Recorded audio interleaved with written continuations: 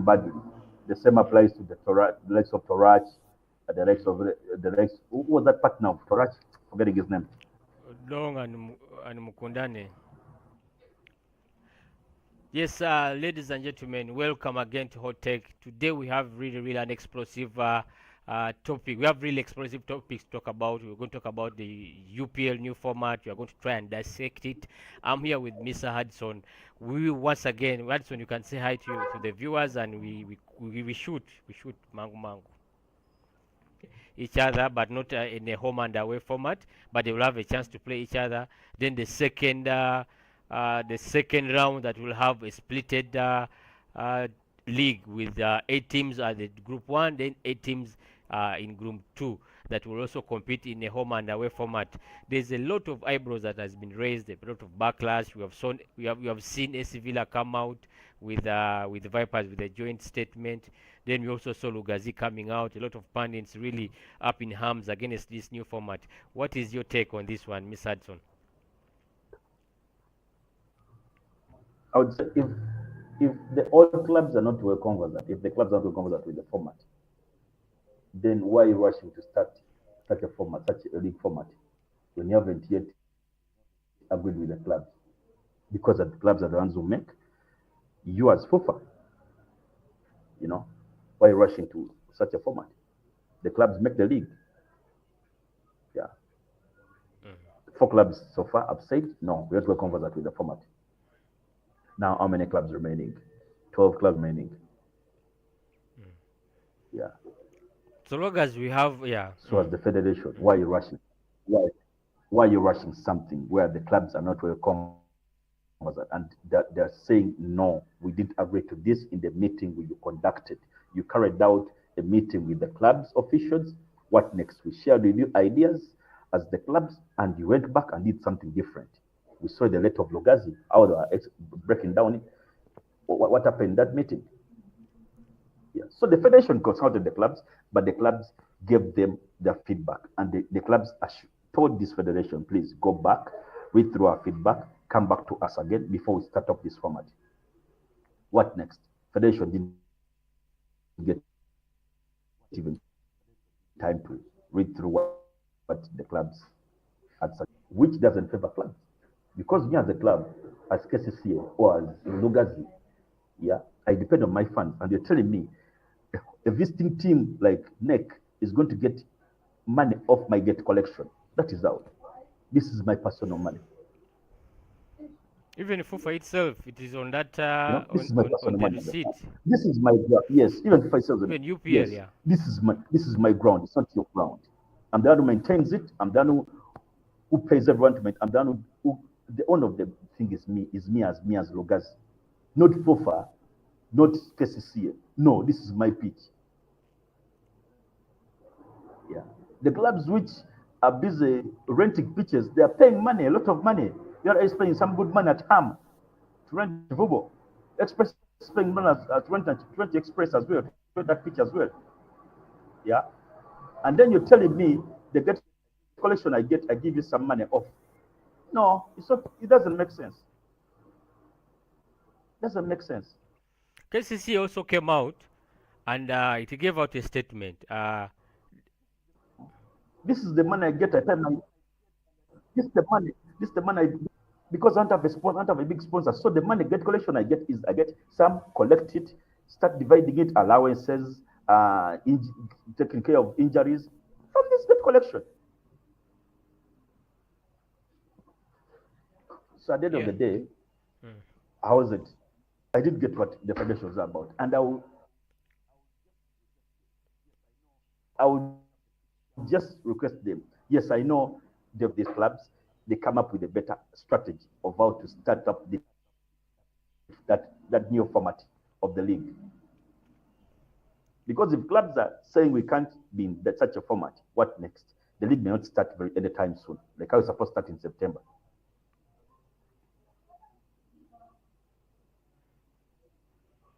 You're right, because this is what KCCA came out with. The system, okay, these were their complaints. They said in their statement, the system allows for non-equitable rationale of home and away games in the first round, thus making the model subjective in the third round.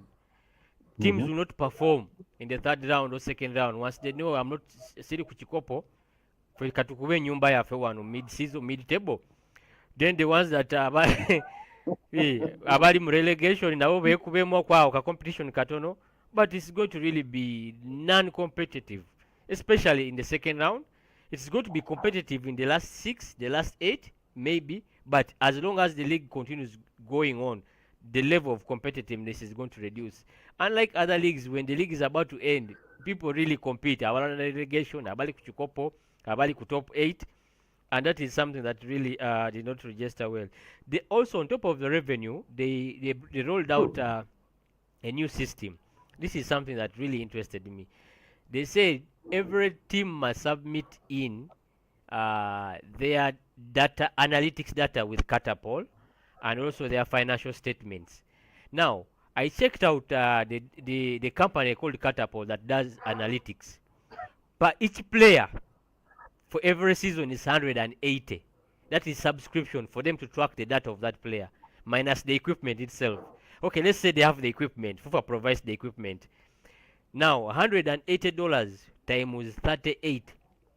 35 players. Let's say now 35 players come for a training session. That's around 6,600. 6,300. 6,300. Now, that one is around 23 million. That is for a club. That means a club that is going to be relegated with 2 million. That is the amount they're giving them. 2 million. If you're being relegated, in total you'll earn 2 million. Now, 2 million, that's the money you're going to get from the league. Okay, they've increased it from 500. Last season it was 500. Now it's 2 million. But 2 million, they want you to submit in data. That is just subscription only. It's around 23 million a season. It doesn't make financial sense on these rules. Of course, it's also good to really roll out these. It's also good to roll out these ideas. But is the league worth it? Eh? The physical value of the league really worth it? Is it really making money? Hudson, is the league really making money for us to have all this professional setup? You have an accountant. That means for you to produce your financial statement, every club must have an accountant. You get? And this thing started, if I'm to follow very well, this thing started after that meeting. I don't know if you buy this, that meeting that was in State House. After that Algeria 3-1. Yeah, after the Algeria game. Yes. What did you find out? What were you following on your end on that?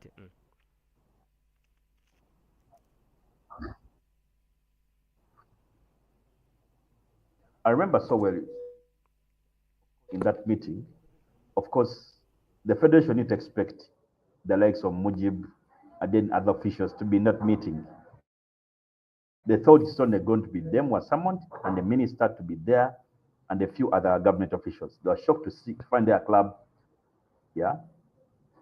And in that meeting, the government talked about the 17 billion that being given every year. The clubs said categorically, and they said it, we don't get any single penny of the FUFA is under panic mode right now, making sure they're trying to do accountability of the 17 billion.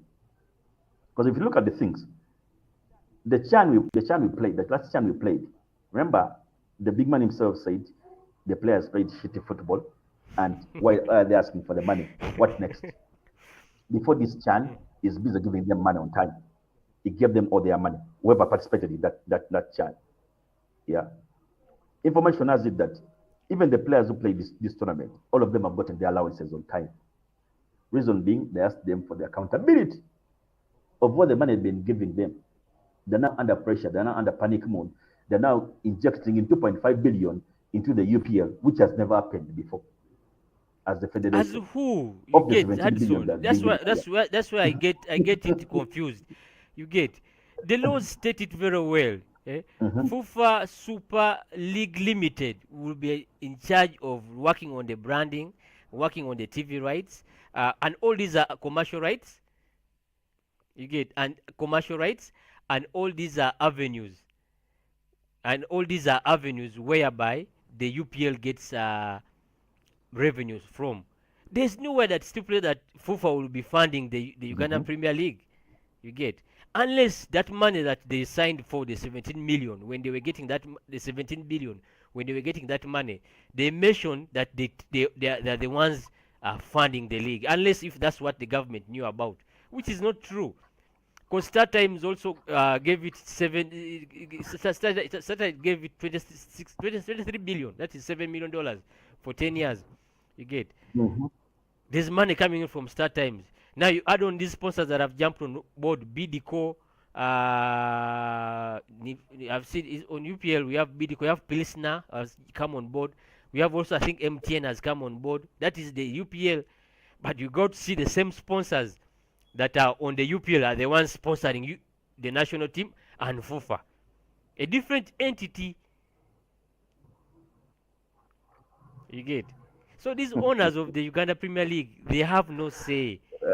On paper, bali ku paper, baliwo ku paper, but honestly, they have no say on the TV rights. How many leagues are going to be broadcasted? Eh? Which companies are going to be broadcasting the league? We have seen also FUFA come in broadcasting the league. Very, very, very okay. Anyway, behavior. Katubukeko ku Chan. Let's go to Chan. Let's go to Chan. Uganda bowed out with a sole goal from goal scored with the game against Senegal. We've been talking about a lot with the national team, the formation. I don't know how you overrate the team, the general performance of the team, and what we can learn from this performance going forward.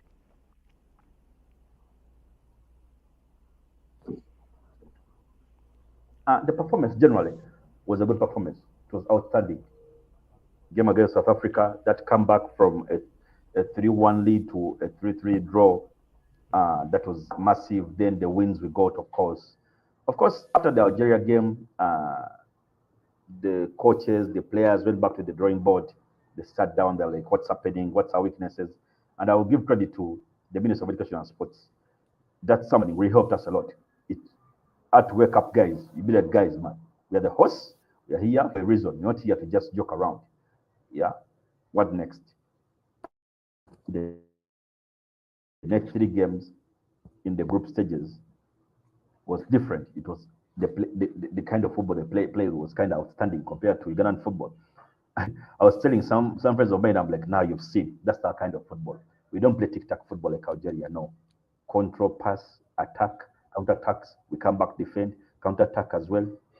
And what next? We're getting results. Those long balls from the likes of Irari, you know, from the likes of Torach, you know, those long balls. That's the kind of football, man. We're not tic-tac kind of football, no. But at the end of the day, positive result for the first time being in the quarterfinals of Chan. Of course, we lost to Senegal 1-0. I can't blame anyone. I can't blame, say, Mutakuya did this, the defender did this. No. It was a clear goal. Of course, there was kind of a deflection. It was a good goal. We attacked more. We had good ball possession. But of course, the goals did go in because the Senegal defenders and keepers did a good job. And you saw they were taller than us. They were busy heading the balls out.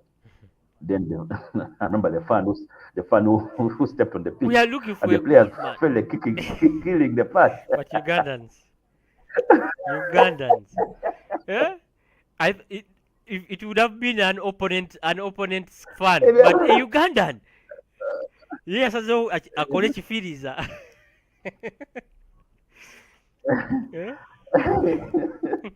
I was just busy laughing. I'm like, you know what? This is interesting, man. Ugandans, people on TV, people in number, they are busy quarreling, man. They're so pissed with what the fans did. That is Uganda. At the end of the day, of course, yeah, at the end of the day, I would say, I'm sure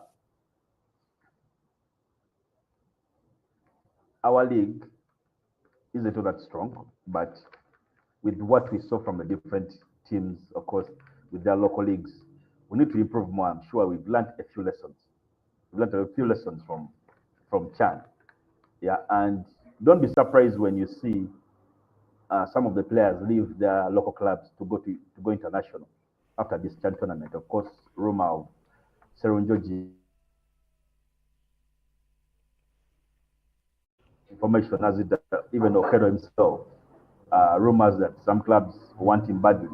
The same applies to the likes of Torach, the likes. Who was that partner of Torach? Forgetting his name. Long and Mukundane. Mukundane, yes, and Mukundane. So at the end of the day, we may see some players go professional after Chan. They may go professional after Chan, which is a big bonus to us as as a country. But it was a nice tournament. The Ugandans had fun. Of course, even after the Senegal game, no one was so disappointed. You saw them leave Nambole at peace. Not like how we saw in Algeria. Algeria. How Algeria things were full against of the Algeria tears. game. This was somehow so different. This was somehow so different. Yeah, but that is it. That is it. Yeah, Senegal was. I'll give credit to the players, give credit to the coaches for the good job. Yeah, Senegal was a little bit patient. Like that's where they outclassed us. They were very patient. They were disciplined, and they just waited for their moments. But overall, of course, we dominated them. Yeah, possession, shots on target, everything. It's only that when you in such moments, you don't have to lose your concentration. Robert Achai, that header, I don't know whether he closed his eyes and he slid and the ball went and found the winger. Umar, who really slotted in that goal. But we learned from it. There's something I wanted to mention. A lot of people were talking about the CAF money, 450k. I got information that money is for purposes of football development. It's not for the players. That money that they won after qualification. Yeah, it's not really earmarked for paying the players. It's for football development, helping the federation. So that money, let people not expect FUFA to really give out part of that money. Then the difference in tickets, maybe it could be because of the capacity. If you look at Tanzania, their stadium goes up to 60,000, 50,000. Kenya also 60,000, 50,000. So they can be able to reduce the price to accommodate a bigger number. For us, ours, we were talking of 38, 40,000. So the prices there differed. Then there's this rumor. I want you to. I don't know whether you are aware of it. The rumor that the national team could be looking at bringing Dennis Onyango back. Sincerely, in the goalkeeping department, we have talked about it for several times. We have really struggled with it. We have changed. We have used Kusima. We have used Mutakuba. Wetenga has been there. I mean, we have used all, even Lukwago. Now that also caught. Is Onyango the solution? Now that Watenga is injured, Magogo should sit down with his coaches, Paul Put, Sam Simbwa, the football coach. They have to talk to Salim to come back. I agree. Into the goals. There is Lukwago, there is Salim, there is Odonkara. Those are three good keepers. Yes. I don't know why they don't talk to them. I don't know why they want the old man to come back to the national team. With the way he left, with that audio we listened to, how mad he was, how pissed he was, and then he's coming back again. Of course, they settled their issues, but somehow, somewhere, let the old man focus on his club and his future after football. You know, at least let him come back, help like goalkeeping coach, like what he did in Chan. You know, that helps, but not him coming back as a goalkeeper, as a number one goalkeeper for the national team. Absolutely. Yeah. He's Africa's best, and will always be Africa's best, but let them leave the old man to do his things now. We have keepers there who are so good, but why are they not someone, not to the team? Let them settle their issues with Salim Jamal. Sami Jamal. Actually, if you compare all the keepers, our keepers in South Africa, is a top keeper, Mm-hmm. including including Watenga Yes. also in South Africa. He performs better than Mm. Watenga in South Africa. I mean, putting all their differences aside, we really need a keeper. You've seen how our keepers are struggling. Even this channel has really showed us we don't have really good keepers. Yeah. So again, moving forward, Yeah. the we shall be having the FUFA Super 8 coming up. Chitara playing URFC at Philip Omondi Stadium. I don't know what your take on this Super 8. It has helped in the beginning Mm-hmm. of the seasons. Your The view? There's clubs, also KC playing AC Villa. yeah, Mm, the clubs have made signings, of course. They've made signings, mm, big signings. We are waiting to see what the players have because right now I can't say Senka Tuka is going to give me over 15 goals. I can't say Mweru is going to give start over 20 goals. No. I need to see them on the pitch. How is that partnership mm, with other players? Yeah. How is their movement off the ball? How is their movement with the mm. ball? Even All IMBC that we matters a also lot. with KCCA. Kitara has bought a lot of True. players, True. Mushid Juko. I mean, Kitara has really been active on the market. So this is a very good tournament to really check who has bought very well in the market. I remember Yeah. when the beginning of the season, we talked about Kitara shopping very well in the market. We talked about Chitara shopping very well in the market and also Vipers. And you could see how the league really ended this time. Mm. They were really vying for the trophy until the last end.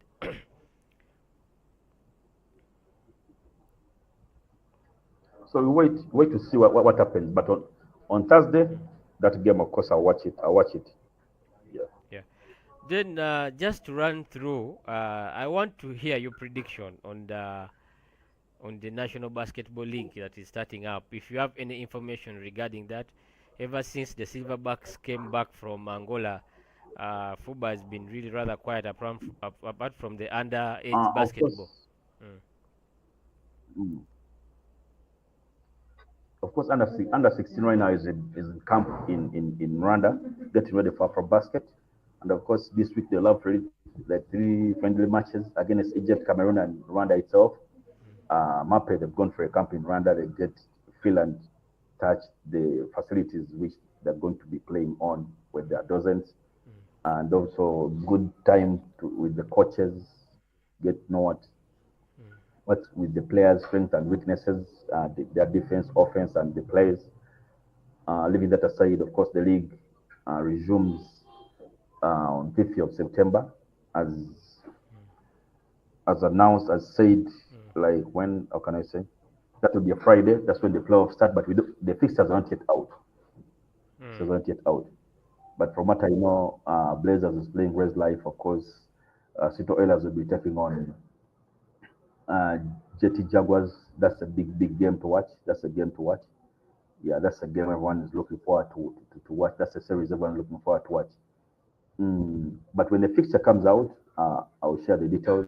Of course, Oilers, two foreign players are in the country now. They came in over the weekend.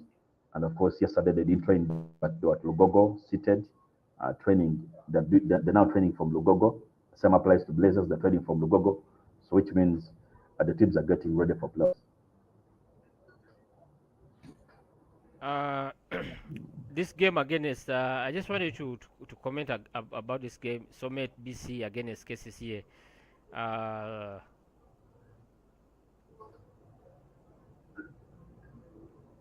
in the playoffs. Mm. Okay, these are the fixtures. If I'm following it very well, Nam Blazers will be playing Raise Life Saints, Jet Jaguars, City Oilers. Have mentioned that. Summit BC against KCCA and Kampala Rockets against USU Cannons. Pretty much familiar faces in the playoffs. Yeah. So this is best of three, not best of five or best of seven. This is best of three, quarterfinals. And then semifinals is best of five, then finals is best of seven. So best of three, if you win the two games, you're into the semifinals. Mm. Yeah, okay. That was it, local sport. As we close, let's close with international sports. Let me start with one incident. We shall be picking out the games that we feel that really were catchy. Let's start with the the draw of Manchester United with Fulham, especially the incidents of Bruno Fernandes having Bruno Fernandes and the ref. I never knew the ref can really affect a decision and a penalty take. Bruno Fernandes came out and said the ref did not apologize for the shovel, and it really destabilized his concentration and it led to the penalty. Him missing the penalty. Apart, apart. I rejected this reasoning. The reasoning. You know, Abazungu batulimba nnyo. that is so petty. You know, I've never known Bruno Fernandes is that petty, honestly. Mhm. It is that petty. And for what I was reading, this is what I was reading But from online. I was reading that Ruben Amorim is looking at Bruno Fernandes competing at the 8th position with Kobe Mainoo. That's the reason why Kobe Mainoo is starting. Because Cunha and Bueno, those ones are not going to be benched. So basically, he's saying if you don't perform, and the fans are demanding for Mainoo. He said if you want Mainoo, that's Bruno Fernandes that he's competing with, and is making the matters worse, missing a penalty, coming out as a captain, and having that cheeky take at the ref. Then that was my first game that really caught my eye. but you know, he's the captain of the team. At the end of the day, when he's fit, he's meant to play. Yeah, Okay. the way Robin Emery is trying to reason as a coach, I'd be like, no, no, no, no, no, no. You're trying to divide the players, you know, competing for a sport. Mino can play Casemiro's number. Mino can play Ugate's number. Yeah, we've seen on national team players are deep six. So why is he trying to be hard on the young man? Mm. Hmm? You know, but It that would be bad if he loses the dressing room. Then the biggest game that I loved this weekend was Spurs uh, going at Etihad and demolishing Man City and at their own game. This is in the first half properly, mm, properly, in the physicality. first half properly, Mm, make your blunders, and of all of that, when you make a blunders, you're going to pay for it. That's what Man City did. They had their blunders. What next? They paid for it. Pep Guardiola himself, I blame him. Benching Silva, he benched some senior players. Because Bernardo Silva is the captain of the team. You're benching players who are going to give you results because you want to use your other young boys. the new players, yeah. You know, uh-huh. First use the old players to give you results. You need. Same with you see what Ateta did. Ateta could not play Madueke in the place of Martinelli. He maintained his shape, and that's how Arsenal has managed to really fire fire in the beginning of the season. Yeah, so that is also it was a huge one. But another thing I Mm. noticed is that Man City, if they press them, especially right now, whereby they cannot play from the back, if you press them, they will always make mistake. If you're really aggressive with your press, they will always they will make the mistakes. And that one there costed them their game against Spurs. Interestingly, coming up, I think that is all we have for today, Miss Hudson. Yeah, I want to thank you so much for your time. Yeah. I hope the next time we meet, the league shall resume the NBA league, and we shall have a lot to talk about that. The FUFA Super 8 is going to start also. We shall have that. We shall have some information regarding that, and we are also going to be at the games. The FUFA 8. I would love to watch the FUFA 8, and also the national team. We congratulated them for the performance they did. Remarkable performance, getting out of the group for the first time. At least we won something, getting out of the group. From me and Hudson here, we thank you so much. All the people that follow our page and subscribe and watch our content. We thank you so much.